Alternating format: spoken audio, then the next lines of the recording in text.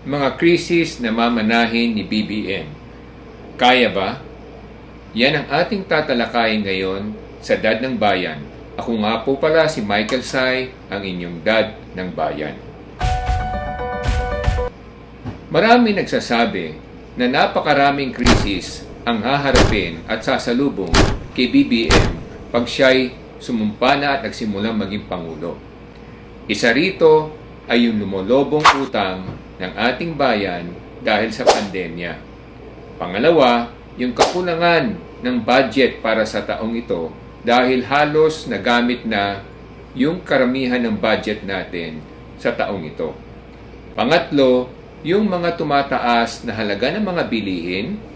At pang-apat, yung mga dumadaming may hirap o tinatawag nating self-rated poor. So ngayon, sa aming pagsasaliksik, ito mga ganitong problema at suliranin ay hinaharap din ng iba't ibang bayan sa iba't ibang sulok ng mundo. Ngunit meron ding mga tinatawag nating management or scientific approach na ginagamit ng ating mga namumuno at mga marurunong mamuno sa iba't ibang bayan. Unahin nating talakayin yung sinasabing lumolobong utang ng bayan dahil sa pandemya. Bagamat lumolobo ang utang, na kumikita pa rin naman ang ating bayan sa pamamagitan ng mga buwis at mga kinikita ng gobyerno at ng pamahalaan sa iba't ibang sangay ng ating pamumuhunan.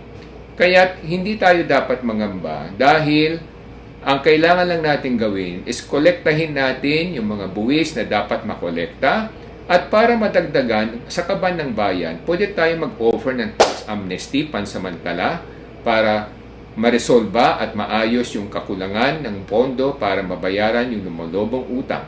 At yung iba namang utang pwedeng i-restructure para sa ganun pahabain ang pagbabayad para hindi muna mahirapan ang sambayanan at ang Pangulo. Pangalawa, yung sinasabi nilang kakulangan ng pondo dahil nagamit na halos ang pondo para sa taong ito sa pagsugpo ng pandemya at sa mga iba pang bilihin. Ito naman ay mariresolba din kung ang Kongreso ay gagawa ng special funds or emergency act para sa ganon masuportahan ang mga programa ni BBM hanggang matapos ng taon. Dahil ang Kongreso naman ay supportive sa ating Pangulo, malamang madali namang itong mapag-usapan at maayos para hindi tayo kapusin sa budget hanggang katapusan ng taong ito. Pangatlo, yung sinasabi nilang tumataas na presyo at halaga ng mga bilihin. Ito'y dahil una sa pagtaas ng langis sa pandaigdigan, pamumuhunan at pangangalakal at pangalawa dahil sa giyera sa Ukraine at Russia na nagkakaroon ng supply chain disruption sa mga tinatawag nating ibang produkto. Pero ito naman madali ring maresolba kung bubuksan natin ang ating mga trade relationships with other countries na pwede natin pagkunan ng mga kailangan natin para maibaba ang presyo. Katulad niyan sa India, Bangladesh, Vietnam at iba pang bayan na kapitbahay natin. Kung luluwagan natin ang mga relationship arrangement natin sa kanila, mga trade agreements natin sa kanila, makakatulong ito sa pagbaba ng presyo ng mga bilihin. Pansamantala, pwede tayong umangkat ng iba't ibang produkto kung kulang ang produksyon natin sa ating bayan. At ganun pa man din, meron din tayong tinatawag na isa pang problema, yung dumadaming kahirapan na sinasabi nila, yung self-rated poor.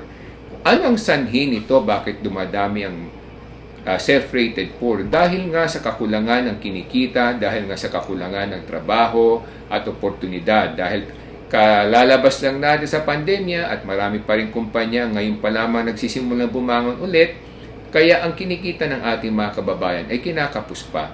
Ngayon, kung luluwagan natin yung pagpapadala ng mga workers sa overseas, then marami pa rin namang mga kumpanya sa abroad na nangangailangan ng mga manggagawa. Kung sana luluwagan natin yan, para na sa gano'n mas marami tayong mapadala, huwag na natin masyadong higpitan yung mga employment ban na tinatawag natin dahil yan naman kung merong problema sa iilan, huwag nating idamay yung marami. Kasi nga minsan na nangyayari sa atin, pag kami problema sa isang bansa dahil may iba lang tayong manggagawa na may problema doon, magkakaroon tayo ng employment ban. At yung mga dapat naman makaalis, hindi na makaalis dahil nga habang hindi nare-resolve yung problemang yon. Pansamantala siguro mas maging bukas ang ating kaisipan na luwagan natin para mabigyan ng trabaho yung mga kababayan natin. Kasi kung sila mabibigyan ng trabaho at kikita sila ng mga dolyares, kahit na papano, mababawasan yung kahirapan at gagaan ang kabuhayan nila. So, mga kababayan, wala tayong dapat ipangamba. Bagamat maraming krisis na harapin si BBM, sa aming palagay, marurunong naman ang kanilang mga kasama at kanilang mga kagrupo upang ilabas tayo at tulungan tayong makaalpas sa ganitong mga krisis. At huwag tayong mawawalan ng pananalig sa Panginoon at huwag tayong mawawalan ng pananalig sa ating kakayahan na makalagpas tayo sa krisis nito. Marami pong salamat. Ako po si Michael Sai.